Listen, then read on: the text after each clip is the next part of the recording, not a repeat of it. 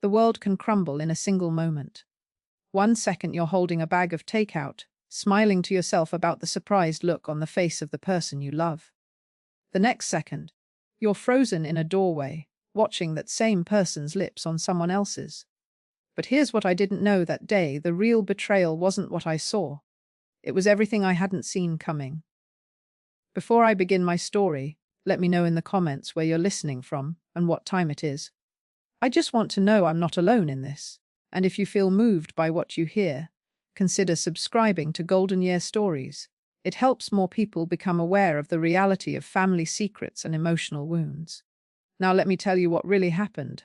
My name is Margaret Hayes, though most people call me Maggie. I'm 68 years old, and for the longest time, I thought my story was already written. I thought I'd lived through all the chapters that mattered. The good ones, the hard ones, and the quiet ones that feel like pages you simply turn without really reading them. I was wrong. It was a Thursday in March when everything changed. The kind of day that starts perfectly ordinary, the kind you don't mark on a calendar, because you have no idea it will become the day you remember for the rest of your life. The morning had been gentle. I'd woken up in my little house in Portland, the one my late husband, Tom, and I had bought 43 years ago. The sun was coming through the kitchen window in those long, soft rays that make everything look like it's been touched by something sacred. I'd made my coffee the way I always do, with just a splash of cream, and I'd sat at the kitchen table with my sketchbook. I still sketch sometimes, even though I retired from teaching 5 years ago. Not the structured, still lifes I used to teach my high school students, but real things, personal things. That morning, I was sketching the way light falls on the corner of my garden fence. Richard had texted me around 10 o'clock. Missing you. Busy day at the office. See you tonight. He ran a small accounting firm downtown, the kind of quiet, respectable business that suited him perfectly. Richard was a quiet man. Not cold but thoughtful, measured. He was the kind of person who listened more than he talked, which after years of living alone had felt like a gift to me. We'd been together for 2 years. I know that doesn't sound like a long time, but when you've been alone for 12 years, 12 years of grief folded into routines, of dinners for one, of going to bed with only your own breathing in the house, 2 years can feel like a lifetime. My best friend Susan had warned me, the way best friends do. Just be careful, she'd said over coffee one afternoon, maybe 6 months into my relationship with Richard. Don't lose yourself again, Maggie. The last time you trusted someone with your whole heart. She didn't finish that sentence. She didn't need to. We both knew she was talking about my daughter, Diana. But I wasn't thinking about Diana that morning. I hadn't been thinking about Diana in 5 years, which was exactly how long it had been since we'd spoken. That's what I told myself. Anyway, that I wasn't thinking about her.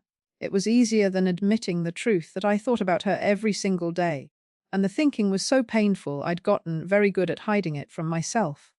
Around noon, I made a decision that felt spontaneous but was, looking back, probably something I'd been planning all along without knowing it. I called Richard's office. Hayes Accounting, this is Angela speaking. His receptionist answered, her voice bright and efficient. Hi, Angela. It's Maggie Hayes. Richard's, well, his friend, I said, and even saying those words out loud made me feel a little flutter in my chest. Friend, that's what we called each other sometimes, though it had never quite felt like the whole truth. Is he free for lunch? I'd like to surprise him. Oh, how sweet, Angela said warmly. Let me check his calendar. Actually, he has a meeting from 1 to 2, but he's free right now. Should be in his office. I remember standing in my kitchen, the phone pressed to my ear, feeling like I was 16 years old again instead of 68. Thank you, Angela. That's perfect. I drove to the Italian place Richard loved, the small family-run restaurant near the waterfront. I ordered his favorite, chicken piccata with a side salad. No croutons, because he said croutons were just an excuse to put bread where it didn't belong. He had opinions about small things like that. I'd always found it endearing. I ordered myself a caprese salad and 2 bottles of sparkling water because Richard said he was trying to drink more water, and I love that he said trying. Like it was a challenge. Like he was still learning how to take care of himself at 65. The drive to his office took 12 minutes. I knew because I'd timed it once when Richard had been sick, and I wanted to bring him soup. His building was downtown, one of those older brick structures from the 1970s that had been renovated to look modern on the inside while keeping its bones on the outside. The lobby was all glass and steel and plants that someone was probably paid very well to keep alive. The elevator smelled like expensive cologne and coffee. I rode it to the 4th floor, holding the warm bag of food, thinking about the smile on Richard's face when he saw me. I'd imagined that smile so many times over the past 2 years. It was a small smile, not flashy, but it reached his eyes. It made me feel like I mattered. When I stepped out of the elevator, the hallway was quiet. Most of the offices along the corridor had closed doors, but Richard's was at the end, and the door was slightly ajar. I could see the corner of his desk through the gap. I didn't knock. I was going to be charming and spontaneous. I was going to push the door open and surprise him. I did push the door open. What I saw took approximately 3 seconds to process, though it felt like much longer. Time does that sometimes. It stretches, it bends. 3 seconds felt like 3 hours. Richard was standing at the window, his back to me. But he wasn't alone. A woman was facing him, her arms around his neck, and their lips were pressed together in a kiss that wasn't quick or casual. It was the kind of kiss that meant something. It was the kind of kiss I thought we had. I don't remember dropping the bag of food. I remember the sound it made when it hit the ground. A soft, wet sound that seemed impossibly loud in that moment. I remember the smell of chicken piccata and olive oil spreading across the grey carpet. Richard and the woman pulled apart. Richard's face went white. The woman turned around. And that's when the second shock hit me, the one that made my knees actually buckle. It was my daughter. It was Diana. My Diana. The one I hadn't seen in 5 years. The one I'd tried so hard not to think about. The one whose absence had become the biggest, most permanent presence in my life. She looked different. Her hair was longer, darker. She was thinner than I remembered. But her eyes, those were the same. Those were still Diana's eyes, even though they were looking at me now with an expression I couldn't read. Shock, yes, but something else too. Something that looked almost like satisfaction. Maggie, Richard said, and his voice came from very far away, even though he was only a few feet from me. This isn't, I can explain, but I wasn't looking at Richard anymore. I was looking at Diana. Hello, Mother, Diana said quietly. And in that moment, I understood that everything I thought I knew was wrong. Every assumption, every belief, every story I'd told myself about my life, wrong. Because if my daughter was here, if she was here with my boyfriend, then something much larger and much darker had been happening while I was sketching in my kitchen, making coffee, believing that my story was finally heading toward a happy chapter. I stood in that doorway for what felt like an eternity. The bag of food dripped piccata sauce onto my shoes. My hands were shaking. And somewhere in the back of my mind, I heard Susan's voice. Just be careful, Maggie. I hadn't been careful at all. I don't remember leaving Richard's office. My body must have moved, must have turned around and walked back down that hallway, must have pressed the button for the elevator. But my mind wasn't there. My mind was somewhere else entirely, replaying a conversation that had happened 5 years ago on a day that felt like both yesterday and a lifetime ago. The car ride home was a blur. I know I drove because I was sitting in my car in my driveway, and the engine was off. I don't know how long I'd been sitting there. Time had become unreliable. My hands were still shaking.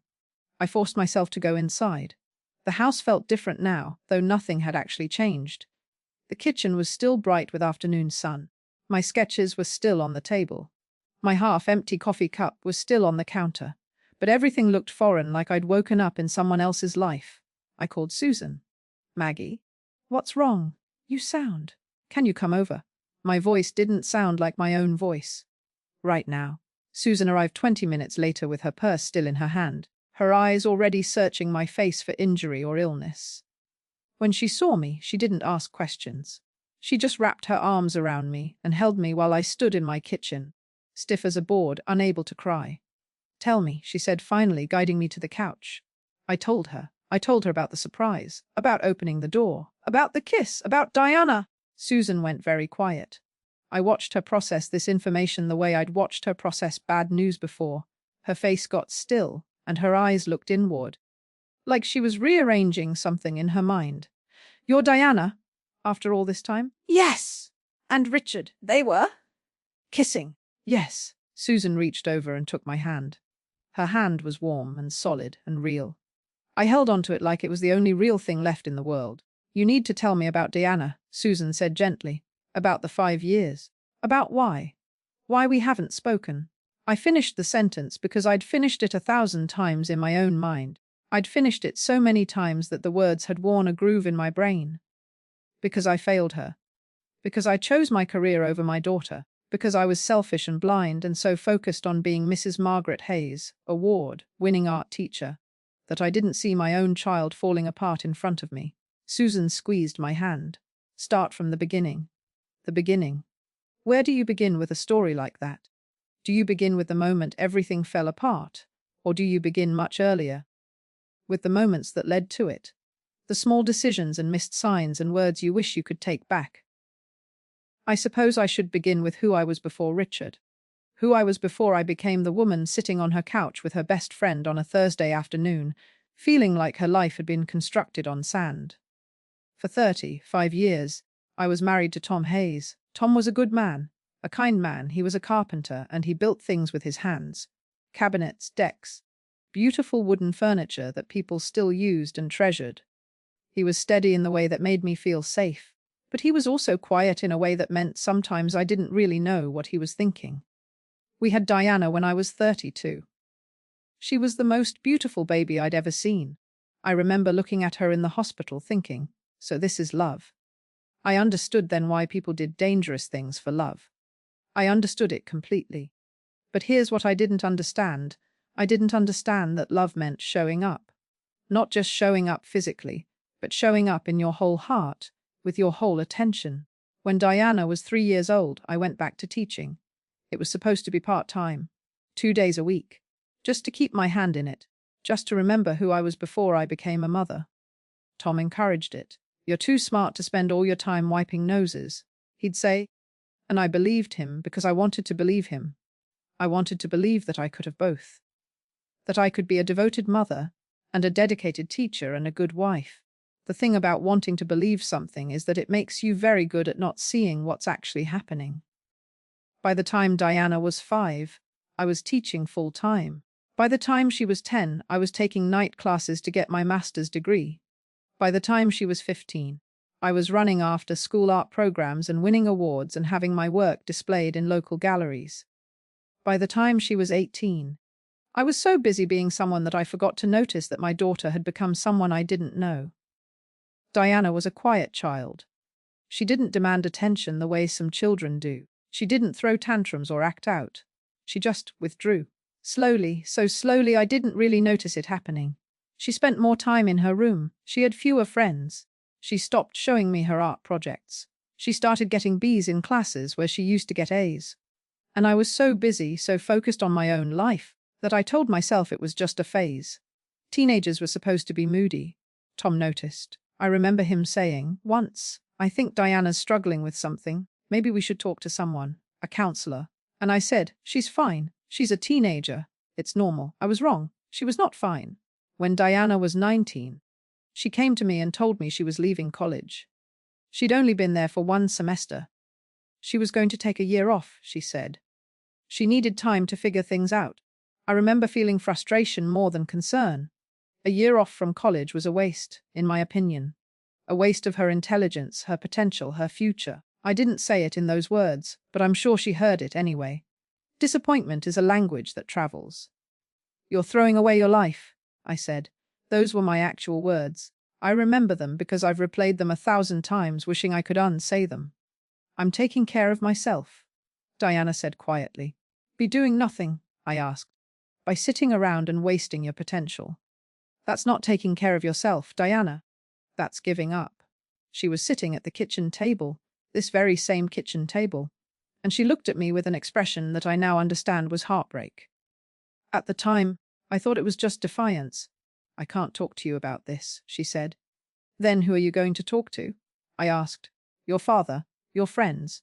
Because from where I'm standing, you need to talk to someone who can help you figure out what you want from your life. She stood up and walked out of the kitchen. I didn't follow her. I had papers to grade. I had a lesson planned to prepare for the next day. I had a life to lead. A week later, Diana announced that she was moving out. She was going to live with some friends. She said she would be fine. She didn't need anything from me. I let her go. For 5 years after that, we barely spoke. On her birthday, I would text her. She would text back something short and polite. On my birthday, she would send a card, nothing personal written inside. That was the extent of our relationship, a mother and daughter reduced to holiday acknowledgements and birthday cards. Tom died during year 3 of those 5 years. A heart attack while he was working. Sudden, devastating. And Diana came to the funeral and she sat in a pew and she cried and I cried and we didn't hug, we didn't speak. We were strangers sharing grief. After he died, I had multiple opportunities to reach out to Diana. Grief was supposed to be the thing that healed family rifts, right? But I was too proud. I told myself that if she wanted a relationship with me, she would make an effort. I told myself that I had given her everything, and if she chose to throw it away, that was her decision to live with. What I was actually doing was punishing her for not being who I needed her to be. I was punishing her for having needs I couldn't meet because I was too busy being myself. By year 5, the silence had become a living thing. It had its own weight, its own gravity. It pulled us further apart with every day that passed without a conversation. And then I met Richard. I told Susan all of this. I sat on my couch and watched the sun move across my living room floor, and I told her the story of how I had failed my daughter. And when I finished, I didn't feel any better. I felt worse, actually. Because now I understood that the kiss I'd witnessed in Richard's office wasn't random. It wasn't an affair. It was deliberate. It was Diana coming back into my life in the most painful way possible. It was Diana exacting a price. She did this on purpose, I said to Susan. You don't know that, Susan said gently. Yes, I do, I said. Diana doesn't do things randomly. She never did. She was always thoughtful, careful. If she was with Richard, if she was willing to hurt me like that, then she had a reason. She wanted to hurt me. Maybe, Susan said. Or maybe something else is happening. Something you can't see yet. Like what? I asked bitterly. What could possibly make this okay? Susan didn't answer. Because there wasn't an answer. There was only the 5-year silence, finally broken in the worst possible way. I didn't sleep that night. I lay in bed. The bed I'd shared with Tom for 5 years before spending 12 years alone in it. And then 2 years with Richard's occasional presence. And I stared at the ceiling and felt my life rearranging itself around me like furniture being moved by invisible hands. Around 3 in the morning, I got up and went to the kitchen. I made tea that I didn't drink. I sat at the table where I'd sketched that morning. Was it only this morning? And I looked at my unfinished drawing of the fence and the light. It looked like something from someone else's life. Someone happier. Someone who didn't know what I knew now. My phone sat on the counter. I picked it up and put it down 17 times before I finally opened the message thread with Diana. Our last exchange had been a birthday text 2 months ago. Diana, happy birthday. I hope it's a good one, me. Thank you, sweetheart. Hope you're doing well. Nothing else. Months and months of nothing else before that. Years of nothing else. I wanted to call her. I wanted to scream at her. I wanted to demand an explanation, a justification, some reason why she would do this to me. But I also wanted to protect myself from the answer. As long as I didn't hear it directly from her, I could still believe that maybe I was wrong. Maybe I'd misunderstood what I saw. Maybe. But I knew. I knew exactly what I'd seen. By 6 in the morning, I had a plan. It wasn't a good plan, but it was the only plan I had. I was going to call Richard and demand the truth. And then I was going to call Diana. Richard answered on the 3rd ring. He sounded like he hadn't slept either. Maggie, he said. And his voice had that desperate quality that people get when they're hoping against hope that things haven't actually happened the way they happened. Thank God. I've been trying to figure out how to call you. Who is she? I asked. My voice was steady, which surprised me. I'd expected to sound angry or shattered, but I sounded cold. Clinical, like I was asking a question that didn't have the power to destroy me. It's not what you think, Richard said. Don't, I said. Don't do that. Don't give me that. Who is she? There was a long pause. I could hear him breathing on the other end of the line. Her name is Diana, he finally said. She told me she was your daughter, but that you two weren't close. She said you didn't speak. She came into the office about 8 months ago asking if I wanted to invest in a business venture. We started talking. And I what? I cut him off. You what, Richard? You fell in love with her. You decided to betray me. You decided to. No, he said, and he sounded desperate now. No, Maggie, that's not what happened. I swear to you I didn't know. I didn't know she was your daughter. Not until yesterday. I don't believe you, I said flatly. It's the truth, he said. She introduced herself as Diana Chen. That's her last name now. I didn't make the connection. There are thousands of Dianas in the world, Maggie. How was I supposed to know? Chen. Her last name was Chen, not Hayes. She'd taken a different name, and somehow that detail hurt more than anything else. Like she'd completely erased any connection to me. Even down to her name. When did you find out? I asked. Yesterday, right before you came. She told me. She said she was going to tell you, and she wanted me to know first so I could… I don't know what she wanted. She was very calm about it. Very deliberate, she said. My mother deserves to know. But I need to tell her on my own terms. Those were her exact words. I felt something cold settle into my chest. Diana had orchestrated this. She'd taken 8 months to set up whatever this was, and then she'd arranged for me to walk in at exactly the right moment. Or maybe she'd been planning to tell me differently, and I just happened to show up and discover it myself. Either way, it was deliberate. It was calculated. I want to see you, I said to Richard. Okay? He said. I can come over right now. I can explain everything. Not now, I said. Tomorrow. I need to talk to Diana first. After I hung up with Richard, I sat with my phone in my hand for another hour. Then I called information and got Diana's number. She'd never given it to me. I'd never asked. But apparently, I could just call her up after 5 years of silence and ask her to explain the most calculated betrayal I could imagine. She answered on the second ring, like she'd been waiting for my call. Hello, Mother, she said. Same greeting as yesterday, like she'd planned those words. We need to talk, I said. I know, she said. I knew you'd call eventually. I have the day off. Do you want me to come to your house? Something about her calm, her readiness, her lack of defensiveness made me angrier than I'd been since the moment I opened that office door. Yes, I said. Come now. She arrived at 10 o'clock. I stood in the doorway and watched her get out of a car I didn't recognize, and for a moment, I saw her as she had been at 18, beautiful and wounded and so angry at me that she couldn't even look me in the eye. Now she was 23, and she looked like she'd lived a whole separate life that I knew nothing about. Her hair was pulled back in a neat bun. She wore professional clothes, slacks and a blazer. She looked like a woman, not a girl. She looked like a stranger. Come in, I said, stepping aside. We sat in the living room, as far apart as the couch would allow. I didn't offer her tea or coffee. I didn't offer her anything. My mother would have been horrified by my lack of hospitality, but my mother had also raised me to prioritize pride over connection, and look where that had gotten me.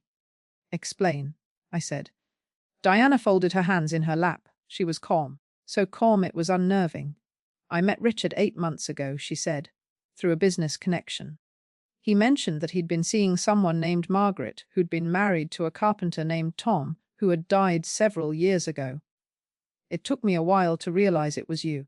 I wasn't even sure at first. But I knew it was you, and I knew that you'd moved on, and I knew that you were happy. And I realized that I couldn't let you be happy. The words hung in the air between us like poison. Why? I asked, and my voice sounded small even to myself.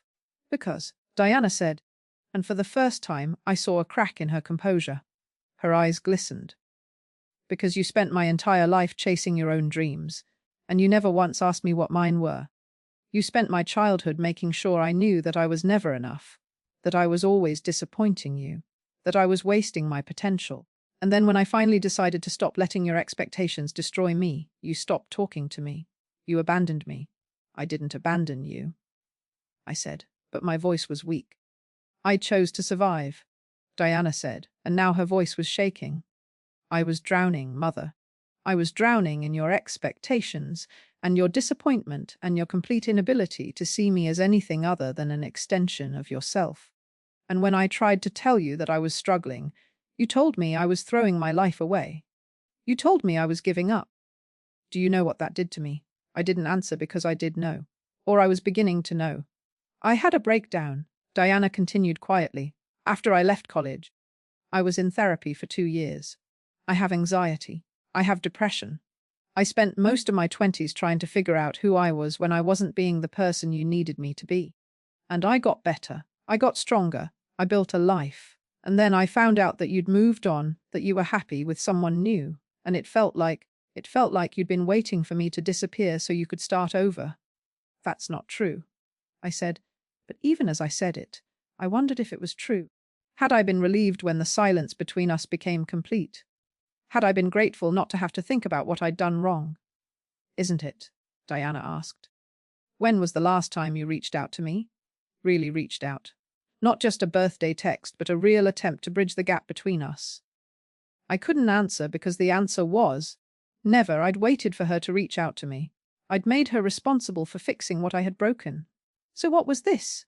I asked, gesturing toward her, toward me, toward the entire situation. This thing with Richard. Was it revenge? I don't know, Diana said, and she sounded exhausted now. Maybe at first. I thought if I could take away the one good thing in your life, maybe you'd understand what it felt like. Maybe you'd finally feel what I'd felt. And instead, I prompted. And instead, I realized that hurting you doesn't make me feel better. It just makes me feel more like you, small and petty, and so focused on your own pain that you can't see anyone else's. She stood up and walked to the window. She stood there, looking out at the garden that Tom had built 30 years ago. I'm not with Richard, she said quietly. That kiss was a test. I wanted to see if you actually cared about me, or if you only cared about him.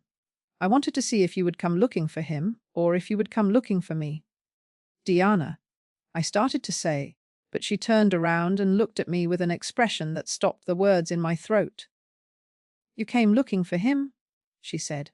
You were worried about him. You came to his office to surprise him. And when you saw me, your first instinct wasn't to reach out to your daughter. It was to feel betrayed. It was to feel like the victim. She was right. She was absolutely right, and I didn't know how to live with that. I don't know how to fix this, I said, and I was surprised to find that I was crying. When had I started crying? Diana, I'm sorry. I am so sorry for who I was to you, but I don't know how to fix this. Diana looked at me for a long moment. Then she walked to the door. Maybe you don't have to fix it, she said. Maybe you just have to see it. See me. See it clearly, without making excuses or feeling sorry for yourself. Can you do that, Mother? I can try, I said. That's all I've ever needed, Diana said, for you to try. And then she left. I sat in my empty house, and I cried for the first time since the morning I opened that office door. I cried for Diana. I cried for Tom. I cried for the person I had been, and the person I was still becoming, and the person I should have been all along. The day after Diana left, I didn't get out of bed until noon. I lay there and listened to the sounds of the house settling around me. The creak of the floorboards, the hum of the refrigerator, the distant sound of birds outside my window, all the ordinary sounds of a life continuing, even when that life feels like it's ending. Susan called at 8 in the morning. I didn't answer. She called again at 9. At 10, she texted. I'm coming over. Don't argue with me. She arrived at 10:30 with groceries and a look on her face that said she was prepared to sit with me whether I liked it or not. That's the thing about best friends who have known you for 40 years. They don't ask permission to love you. They just show up. I told her everything. About Richard's explanation. About Diana's revelation. About the deliberate cruelty of it, and the deserved cruelty of it, and the way those two things seemed to occupy the same space in my heart without cancelling each other out. She was testing me, I said, sitting at the kitchen table while Susan made coffee. She orchestrated the entire thing to see if I would care enough to fight for her. And I didn't. I went running after Richard like he mattered more than my own child. You didn't know, Susan said gently. I should have known, I said. I should have known my own daughter well enough to know she was in my life. I should have recognized her name when Richard mentioned meeting someone. I should have known that something was happening if my boyfriend suddenly had a new business associate that he was spending time with. I should have known something. Susan set a mug of coffee in front of me and sat down across from me. Maggie, she said, I'm going to tell you something that I've wanted to tell you for 5 years. Are you ready to hear it? You were wrong, she said plainly. About Diana. About the choices you made. About the way you treated her when she was struggling. You were wrong. And I know that's hard to hear, but you need to hear it, and you need to know that I'm telling you this because I love you, not because I'm trying to hurt you. I started to cry again. I was so tired of crying. But, Susan continued, Diana was also wrong. Testing you like that. Planning something to hurt you. That wasn't healing. That was just passing the pain forward. And I think you both need to understand that. How do I tell her that? I asked. How do I say, I know I hurt you, and I'm sorry, but also what you did to me was wrong? Doesn't that just make it about my hurt again? Maybe, Susan said. Or maybe it makes it about the fact that you're both human beings who have hurt each other, and you both need to figure out how to exist in the same space as that truth. After Susan left, I sat with that idea. I sat with it all afternoon. I sat with it while I made dinner I didn't eat. I sat with it while the sun moved across my living room floor, casting long shadows that looked like they were reaching for something just beyond their grasp. Around 6 o'clock, I called Richard. We need to meet, I said, and I need to know the truth. All of it. We met at a coffee shop downtown, neutral territory. Richard arrived before me, and I watched him through the window before I went in. He looked older than he had 2 days ago. He looked like a man who'd spent the last 48 hours understanding that his life was about to change in ways he couldn't control. We sat in a corner booth far enough away from other people that we could talk without being overheard. I need to know everything, I said. Not what you think I want to hear, not what you think will make me forgive you. The actual truth. Richard nodded and took a breath. Diana came to me 8 months ago, he said. She had a business idea, something about sustainable packaging for small businesses. She was very professional, very smart. We met for coffee to discuss it. Nothing romantic, just business. And then, I prompted. And then, over the course of several meetings, we started talking about other things. She told me she was recently out of a long-term relationship. She told me about her family, or what I thought was her family history. She told me about her mother, who had been so focused on her career that she'd missed everything important about her daughter's life. I recognized the story because, he paused, because you'd told me similar things, about your regrets, about the ways you disappointed yourself as a parent. My stomach twisted. So Diana was telling you about her mother, I said. About me? I didn't know it was you, Richard said. But yes, she was telling me about you. And I was listening, and I was sympathetic, and somewhere along the way I started to see Diana as... I started to think of her romantically. When? I asked. Around month 5, he said. I realized I was looking forward to our meetings.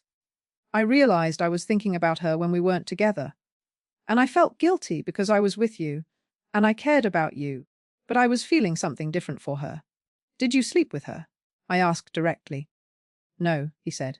I kissed her once, 2 weeks ago. That was the only physical contact. And the moment I did, I knew I'd made a mistake. I told her it couldn't happen again. But she said she wanted to tell you. She said you deserved to know, because she'd planned this, I said. She was planning to hurt me. I think, Richard said carefully, that she was planning something, yes. But I don't know if hurt was the goal.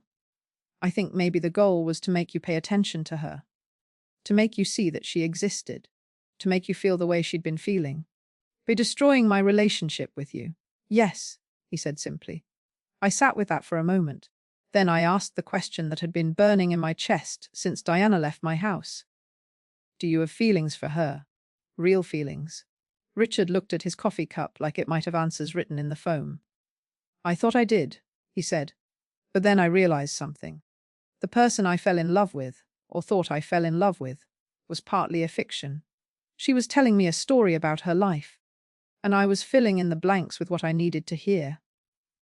And when I found out that the story was actually about you, that the person she was describing as this distant, career-obsessed mother was someone I knew and cared about, everything shifted. I realized that what I'd been feeling wasn't love. It was sympathy mixed with flattery. She made me feel like I understood her in a way no one else did. That's intoxicating. But it's not love.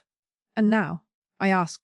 Now I know that I threw away something real for something that was never going to be real, he said. And he sounded genuinely sad. I hurt you. I betrayed your trust. I got caught up in something that wasn't what it appeared to be, and instead of being honest about my feelings, I just let them grow. I take responsibility for that. Do you want to be in a relationship with me? I asked. He didn't answer immediately. That was answer enough. I don't think I can, he finally said. Not right now. Not after this. I don't think I'm the person you need, and I don't think you're the person I am right now. Maybe in time, things could be different. But right now, what we have is broken, and I don't know if I know how to fix it. I had expected to feel devastated by this. But what I actually felt was relief. Relief and something else. A strange sort of clarity. Richard had been a comfort. He had been a way of not being alone. But he wasn't the love of my life. He wasn't the person who made everything make sense. And if I was honest with myself, I'd known that all along. Okay, I said. Okay, he asked, surprised. Okay, I repeated. And I think you're right. I think we both need time and space. I think we both need to figure out who we are outside of this. I stood up to leave, and Richard stood up too. For a moment, I thought he was going to hug me, but he didn't. He just looked at me with an expression that was somewhere between sadness and relief. I'm sorry, Maggie, he said. I know, I said, and I forgive you. Not because what you did was okay, but because holding on to anger doesn't help anyone, especially not me. That night I sat down and I wrote Diana a letter. Not an email, a physical letter on paper, by hand. The way people used to communicate when communication meant something. Dear Diana, I want to start by saying that I understand what you did, and I understand why you did it. You were hurt, and you wanted me to understand that hurt the way you understood it. You wanted me to feel what you'd felt. And in some ways, I do now. I understand what it means to be betrayed by someone you trust. I understand what it means to have your world turned upside down by someone you love. But I also need to tell you that what you did was wrong. Not because your anger was wrong, your anger was justified, but because revenge, no matter how understandable it is, doesn't heal anything. It just creates more pain. You hurt me, and in hurting me, you hurt yourself, because now we're both broken in ways that are going to take time to mend. I want you to know that I am deeply, genuinely sorry for the mother I was to you. I was so focused on being successful that I forgot that being your mother was the most important success I could ever have. I was so busy trying to prove myself to the world that I didn't prove myself to you. I chose my career over your needs, and I watched you suffer, and instead of stepping in to help, I judged you for suffering. That was wrong, I was wrong. And I know that an apology doesn't fix anything. I know that it doesn't undo the years of pain, or the 5 years of silence, or the calculated hurt you inflicted on me. But I'm offering it anyway, not because I think it will make everything okay, but because you deserve to know that I see what I did. And I'm sorry. I want to know you now. Not as the person you were supposed to become, but as the person you actually are. I want to hear about your life. I want to know what you've been doing, what you're struggling with, what you dream about. I want to know you in the way I should have known you all along. If you're willing, I'd like to see you again. Not to fix things. I don't think things can be fixed, but to begin something new. Something that's built on honesty instead of expectations. I love you, Diana. I think I always have. I was just too blind and too stubborn to show it in the way you needed. Mom, I sealed the letter in an envelope, and I wrote Diana's address on it. The address that I'd found through an old email thread. And I put it in the mailbox with the flag up. Then I sat on my porch and I waited for the sun to set, watching the sky turn from blue to purple to orange to black. And for the first time in 5 years, I felt something that wasn't regret or anger or shame. I felt like maybe, just maybe, I was finally beginning to understand what it meant to truly see another person, to see them not as a reflection of myself or an extension of my expectations, but as a complete human being with their own pain and their own story and their own right to exist exactly as they were. It wasn't redemption. But it was a start. 3 days passed after I mailed the letter. 3 days of checking the mailbox obsessively, as if Diana might send a response that quickly. 3 days of second, guessing every word I'd written, wondering if I'd said too much or not enough, if I'd been too apologetic or not apologetic enough. 3 days of living in the strange limbo between hoping and fearing. Susan came over for coffee on the morning of the 4th day. "You're going to wear a hole in your kitchen tile with all this pacing?" she said, watching me move from the counter to the sink to the window and back again. What if she doesn't respond? I asked. What if she reads the letter and decides it's too late? What if she's decided that I'm not worth the effort? Then you'll have to live with that, Susan said gently. And you'll survive it, because you're stronger than you think. But Maggie, I don't think that's what's going to happen. How do you know? I asked. Because I've known Diana since she was born, Susan said. And underneath all the anger and hurt, she's a good person. She's a person who wants to be seen and understood, just like you. And you've finally offered her that. I think she's going to take it. That afternoon, my phone rang. I didn't recognize the number, but I answered it anyway. Mom. It was Diana's voice, tentative and careful, like she was testing out the word to see if it still fit. I sat down because my legs suddenly felt unable to hold me up. Deanna, I said. I got your letter, she said. I read it 4 times. I cried. I got angry. Okay, I said, not sure what else to say. I want to see you, she said. But I want to do it right this time. I don't want to hurt you, and I don't want you to try to fix me. I want to sit with you and tell you about my life. And I want to hear about yours. Is that something you can do? Yes, I said. Yes, absolutely. We made plans to meet the following Saturday at a park near my house. A neutral place, but one that was familiar to me. One where I could feel grounded.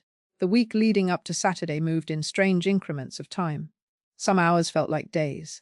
Other days felt like minutes. I cleaned my house obsessively. I went to the grocery store and bought foods I thought Diana might like. Then guessed myself about whether I even knew what she liked anymore. I called Susan 3 times a day to ask if I was doing the right thing. Stop, Susan said on Thursday. You're catastrophizing. Just be present. Just listen. That's all you need to do. Saturday morning arrived grey and cool, with the promise of rain later in the day. I dressed carefully. Not too formal, not too casual. I wanted to look like myself, like the version of myself that was trying, that was aware, that was capable of growth. I arrived at the park 15 minutes early and sat on a bench near the entrance. My hands were shaking. I had to sit on them to keep them still. Diana arrived exactly on time. She was wearing jeans and a sweater, and her hair was down around her shoulders. She looked vulnerable and strong at the same time, like someone who had learned how to hold both of those things simultaneously. She sat down next to me on the bench, leaving space between us. Not too close, but not too far either. Hey, she said. Hi, I said back. We sat in silence for a moment. Then Diana started talking. After I left home, I was really lost for a long time, she said, keeping her eyes on the path in front of us. I didn't know who I was or what I wanted. For years, I felt like I was walking around in a body that wasn't mine, living a life that I hadn't chosen. And I was so angry at you. I was so angry that you had shaped me into a person who couldn't function without external validation. I was so angry that you didn't see me falling apart. I wanted to interrupt, to explain, to defend myself. But I didn't. I let her speak. But then I started therapy, she continued. And my therapist helped me understand that while your choices affected me, my recovery was my responsibility. You couldn't fix what you'd broken. Only I could fix it. And so I started working on it.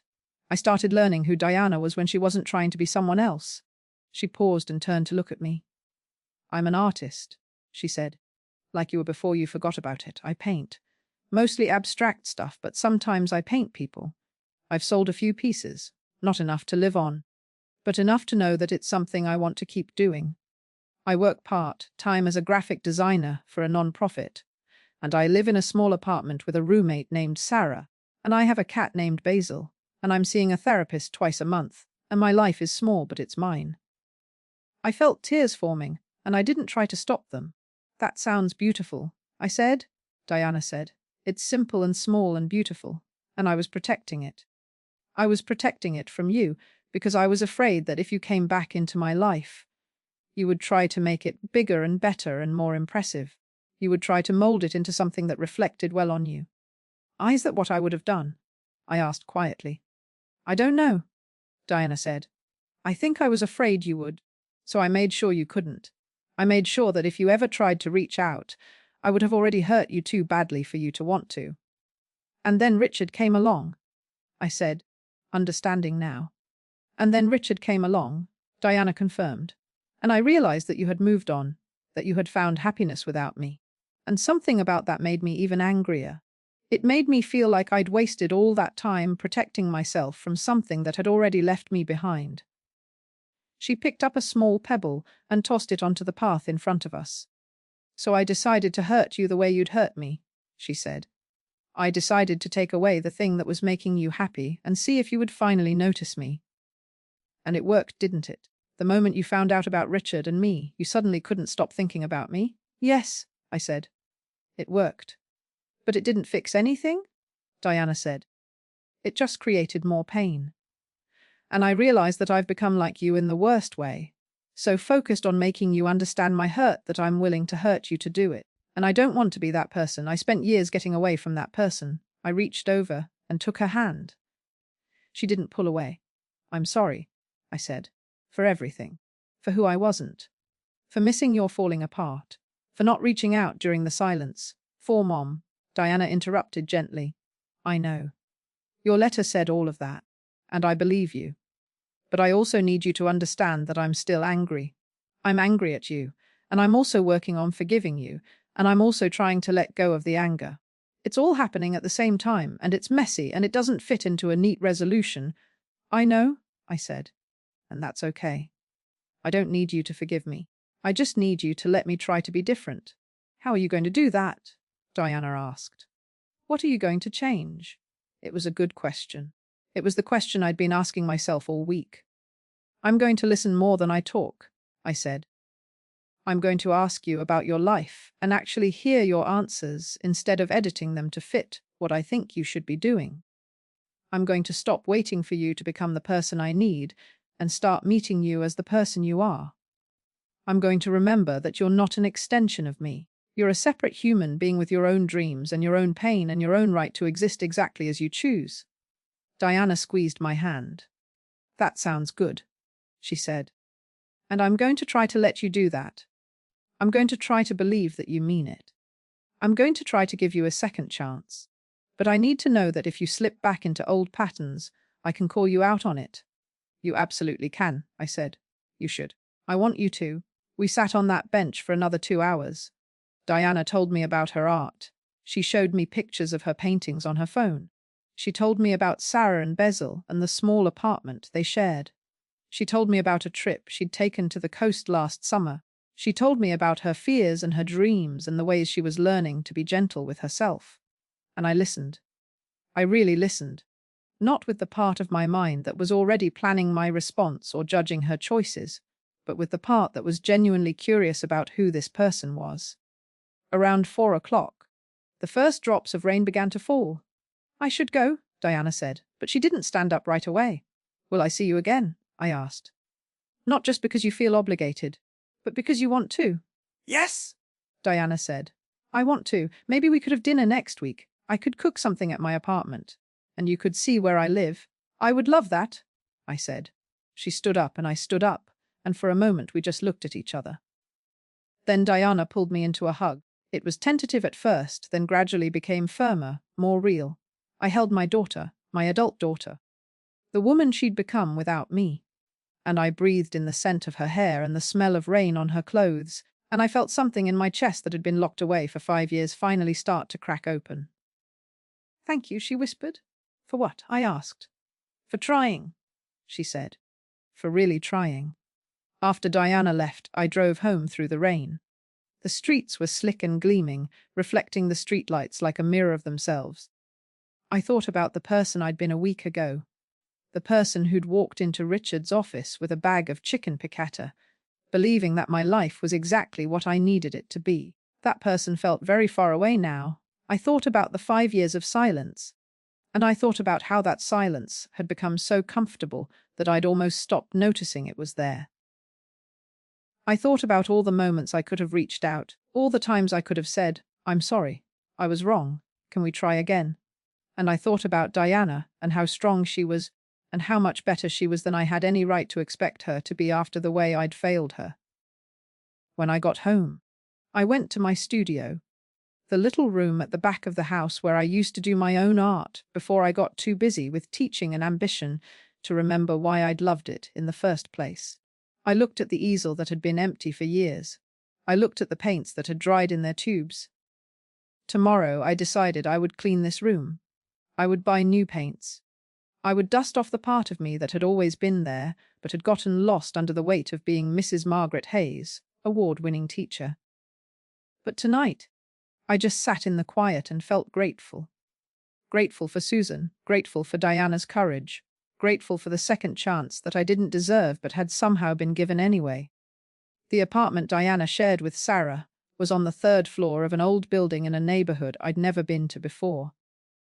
I stood in the hallway for a full minute before knocking, trying to calm my nerves. This was Diana's space. This was the life she'd built without me. I was entering a world that I had no claim to, and the weight of that, the humility of it, settled on my shoulders like snow. Diana answered the door wearing an apron that said, "Caution artist at work," in faded letters. She smiled when she saw me, and it was a real smile, not the careful smile she'd been wearing the week before at the park. "You're right on time," she said, pulling me into a quick hug. "Come on in." The apartment was small, exactly as Diana had described, but it was beautiful in the way that spaces are beautiful when they're genuinely lived in. There were paintings on the walls, some finished, some half-finished, some that were nothing but sketches pinned to the plaster. There were books stacked on shelves and piled on the floor. There was a cat, Basil, presumably, asleep on a worn velvet armchair. "Sarah's out for the evening," Diana said as she led me into the kitchen. "She wanted to give us space. She knows about you. Not the details, but she knows that we're—" "That's kind of her," I said. "She's a good person," Diana said. "She's been a good friend." I watched Diana move through the kitchen with an easy confidence that I'd never seen in her before. She knew what she was doing. She'd built a life, and she lived it with intention. "Can I help?" I asked. "You can set the table," Diana said, pointing me toward a cabinet. "Plates are in there." We're eating in the living room because the dining table is currently covered with half-finished paintings.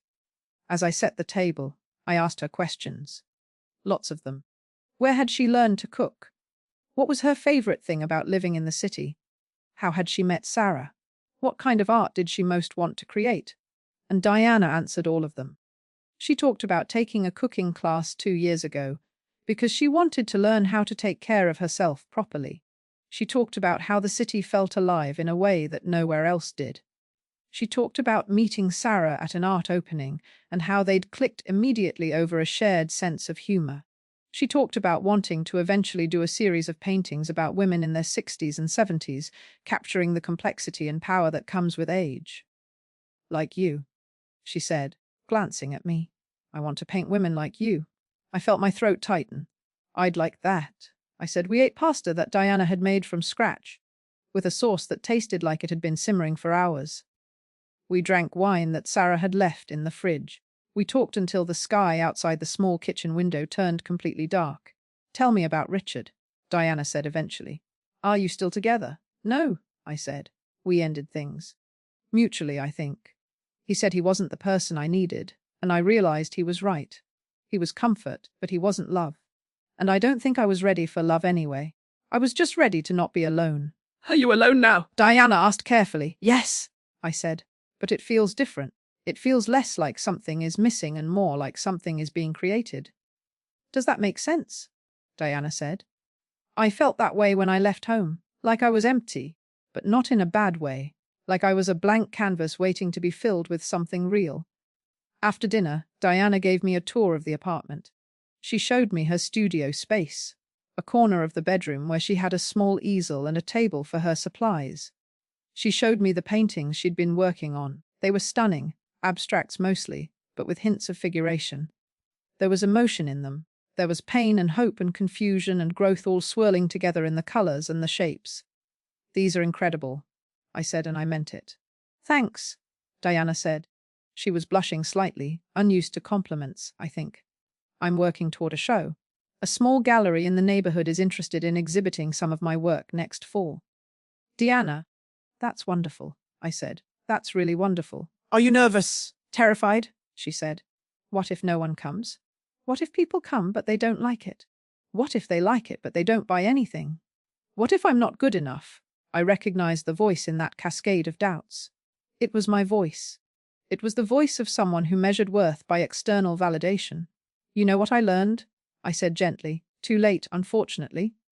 The work itself is the validation. The fact that you made it, that you put yourself into it, that you created something that came from inside you. That's enough. Everything else is just bonus. Diana looked at me for a long moment. Is that what you believe now? She asked. Or is that what you're trying to believe? Both. I said honestly, I believe it in theory. But I spent so many years measuring myself by achievement and recognition that it's going to take me a long time to actually feel it in my bones.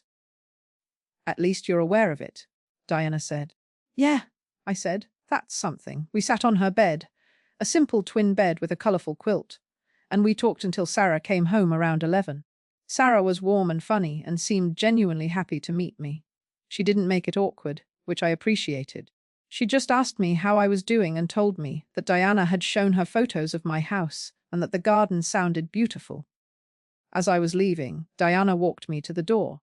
She said, "Thank you for inviting me," I said. And Diana, "I'm proud of you. I know I don't have the right to say that, not after all this time, but I need you to know that I see what you've accomplished, and I'm genuinely proud of you." Diana's eyes filled with tears. "I needed to hear that," she said quietly. For a long time, I needed to hear that. Over the next 2 months, Diana and I settled into a new rhythm. We had dinner together every other week, sometimes at her place, sometimes at mine. Sometimes we went to galleries and museums. Sometimes we just sat in my garden with coffee and sketched. I started painting again. My hands were rusty, and my eye for composition wasn't what it had been, but I found that I didn't care. I wasn't painting to be good. I was painting to remember who I was. I was painting to create space in my life for something other than regret. One afternoon in June, about 3 months after the day in Richard's office, Diana came to my house and found me in my studio, painting. She stood in the doorway and watched me for a moment without saying anything. "Can I see?" she asked. I stepped back from the canvas. It was a portrait of a woman.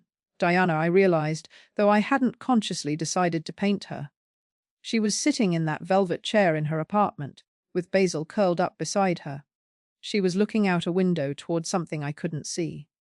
Her expression was peaceful and knowing, like she understood something about the world that most people missed. "Is that me?" Diana asked. "Yes," I said. "I hope that's okay." "It's more than okay." She said she was crying, but she was also laughing. "Mom, it's beautiful. Can I have it? When you're finished, can I have it?" "Of course," I said. "I'm painting it for you." Diana came and wrapped her arms around me from behind, resting her head against my shoulder. We stood there in my studio, surrounded by paintings old and new, and I felt something shift inside me. It wasn't redemption. I don't think I was looking for redemption anymore. It was something smaller and more real than that.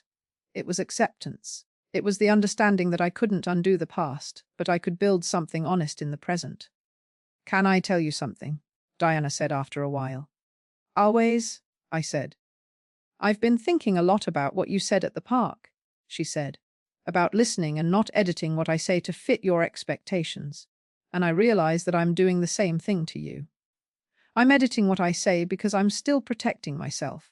I'm still keeping you at arm's length because I'm afraid that if I let you get too close, you'll hurt me again." "I might," I said quietly. "I might slip back into old patterns. I might say something insensitive. I might forget to ask about your life because I'm caught up in my own things.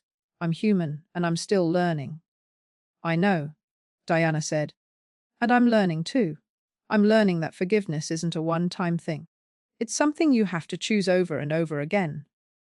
We stood there in that studio as the afternoon light shifted and changed, and I thought about how many second chances we get in life if we're willing to take them. How many opportunities we have to become different versions of ourselves. How many chances we have to love the people we've failed if we're brave enough to try. "I love you," I said to Diana. "I know I haven't said that in 5 years. But I need to say it now. I love you, and I'm sorry, and I'm grateful that you're willing to let me try to be your mother in a real way." Diana turned around and looked at me, and her face was wet with tears, but her smile was genuine. "I love you too," she said. "And I'm sorry for what I did with Richard. I'm sorry for testing you and hurting you on purpose." And I said, "And I forgive you." Do you? Diana asked. Yes, I said. Because I understand now that you weren't trying to be cruel. You were trying to be seen. And you deserve to be seen. You deserve to be loved in the way you needed to be loved, and I failed to do that. So when you hurt me, it came from a place of pain, not malice. And I can forgive pain. Diana leaned into me, and we held each other in that studio filled with light and color and all the things we'd created with our own hands. And for the first time in 5 years, I felt like maybe, just maybe, we were finally going to be okay. 6 months had passed since the day I walked into Richard's office and found my daughter kissing my boyfriend. Looking back now, it feels like it happened to someone else. Someone in a story I once read, rather than the actual events of my own life. But the truth is that every single day of those 6 months changed me in ways both small and profound. It was December now, and Portland was dressed in that particular kind of winter beauty. Grey skies and wet streets and the smell of pine and rain. Diana and I were hanging her first solo show at the gallery in her neighborhood. Not the show she'd been planning for fall. That one had been pushed to the spring, but an unexpected opportunity that had come up when another artist had to cancel. I asked Diana as we hung the last painting on the wall. Terrified, she said, stepping back to look at her work on the wall. Excited. Nauseous. Like I might throw up at any moment. That's the right amount of nervous, I said. If you weren't nervous, it wouldn't matter enough. Diana smiled at me. When did you become so wise? I said. I'm just old. There's a difference. Wisdom requires learning from your mistakes. I'm just accumulating enough mistakes that I'm starting to recognize patterns. We hung the final painting. The one she'd done of me in my garden, sketching. It was the most personal work in the show, and I'd told her she didn't have to include it, that it might be strange to have a portrait of her mother at her opening. It's part of my story, she'd said, and my story includes you for better and for worse. The opening was scheduled for that evening. Diana had been texting with Sarah all morning about logistics and setup.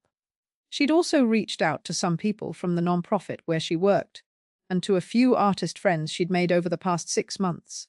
But I could tell she was nervous about who would actually show up. Around 5 o'clock, we went back to her apartment so she could change. She came out of the bedroom wearing a simple black dress and silver earrings. And she looked like the strong, beautiful woman she'd become. You look amazing, I said. I look like I'm about to have a panic attack, she said, but she was smiling. Same thing, I said. We arrived at the gallery at 6:30, an hour before the official opening time. Already, people were beginning to filter in. Sarah came with her girlfriend. Some people from Diana's work arrived dressed in their winter coats. A few other artists came, people Diana had met through the art community. And gradually, as the evening progressed, more and more people arrived. I watched Diana from across the room as she talked to visitors about her work. I watched her explain the inspiration behind certain pieces. I watched her laugh and be gracious and confident in a way that I'd never seen her be before. And I felt something that I can only describe as pure joy. Not pride exactly. That word carried too much of my old need to have my child reflect well on me. This was something different. This was the joy of witnessing someone you love fully inhabiting their own life. Around 8 o'clock, Diana found me standing in front of the portrait she'd done of me, the one I'd seen her painting in pieces over the past few months. It was me, but not as I saw myself. She'd painted me as powerful and thoughtful, with lines on my face that weren't marks of aging but marks of wisdom. She'd painted me with strength in my shoulders and knowing in my eyes. That's how I see you now, Diana said, standing beside me. Not as the person who failed me, but as the person who's trying. As the person who's brave enough to admit when she's wrong and do the hard work of changing. I'm not that brave, I said. Yes, you are, Diana said. You're braver than you think. You had to be brave to accept that I was angry at you. You had to be brave to hear why. You had to be brave to not defend yourself or make excuses. That's real courage, Mom. That's the kind that actually matters. I put my arm around her, and we stood there looking at the painting, looking at this version of me that my daughter saw. And I let myself believe that maybe she was right. Maybe I was braver than I thought. Later that evening, as the opening was winding down, Diana's therapist arrived. Diana had invited her, which I thought was meaningful. Her therapist had been such an important part of Diana's journey toward healing. And as they hugged and talked, I thought about how healing isn't something you do alone. It's something you do with the help of people who believe in you, who push you, who refuse to let you settle for less than you deserve. Before I left that night, Diana pulled me aside. "I have something for you," she said. She handed me a card with her own artwork on it. A painting of two women sitting in a garden, sketching side by side. I opened the card and read Diana's handwriting. "Dear Mom, thank you for not giving up on me. Thank you for being willing to see me, even when you had to tear down everything you believed about yourself to do it. Thank you for apologizing. Thank you for changing. I want you to know that I forgive you. Not because what happened doesn't matter, but because I matter more.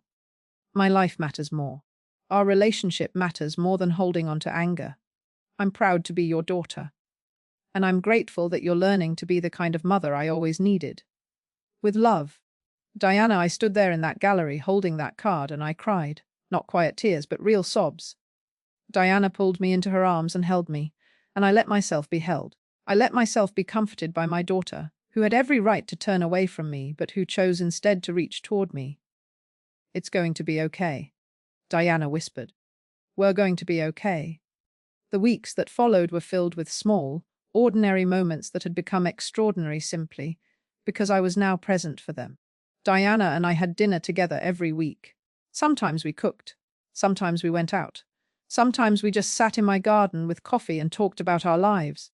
I finished the painting of Diana and donated it to a local art auction benefiting a mental health nonprofit. I started teaching again.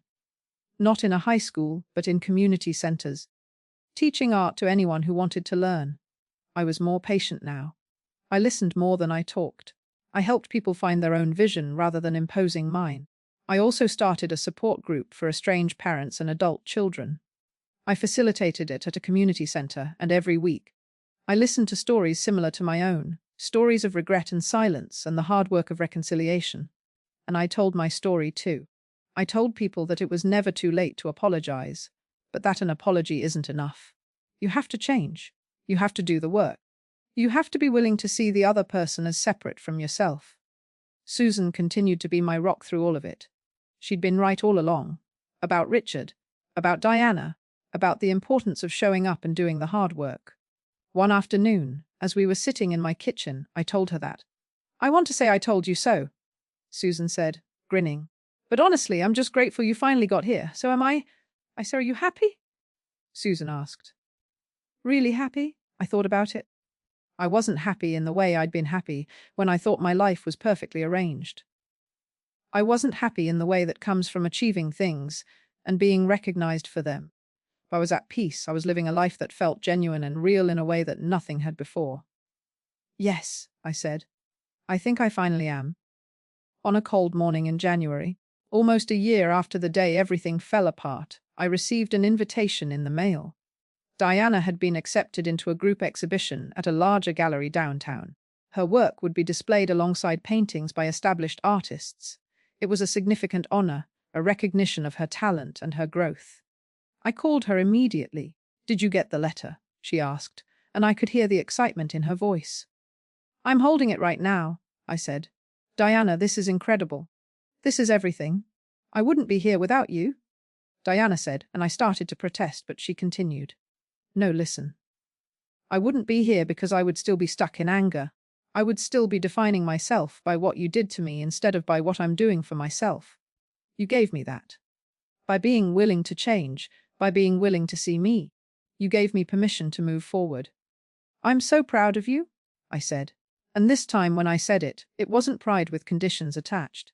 It wasn't pride that needed to reflect well on me. It was pure, uncomplicated pride in who my daughter had become.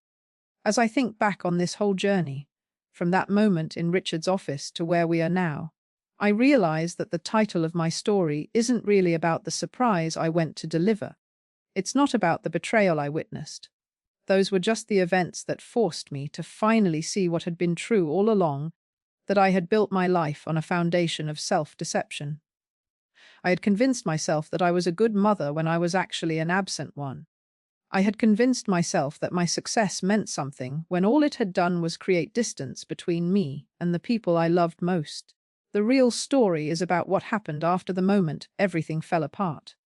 It's about the choice to pick up the pieces, to examine them honestly, to understand how and why they broke, and then to build something new on more solid ground. I went to surprise my boyfriend at work, and I found my daughter kissing him instead. I lost my boyfriend that day, but I found my daughter again. And in finding her, I found myself, not the version of myself that I had carefully constructed and maintained for decades, but the version that was capable of growth, change, and genuine love.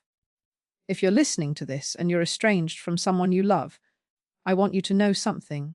It's never too late. It's hard. It's terrifying. It requires you to be completely honest about your failures and your faults. But it's possible. Connection is always possible if you're willing to do the work. And if you're listening, and you're the one who feels abandoned or hurt, I want you to know this too: your anger is valid. Your pain is real. But revenge won't heal it. Only forgiveness will. And forgiveness is a choice you make not for them, but for yourself. I'm grateful every single day for the second chance I was given. Not because I deserved it, but because my daughter was brave enough to offer it. And I'm determined to spend the rest of my life honoring that gift by being present, by listening, by loving without conditions or expectations. That's the real story. That's what I want you to take away.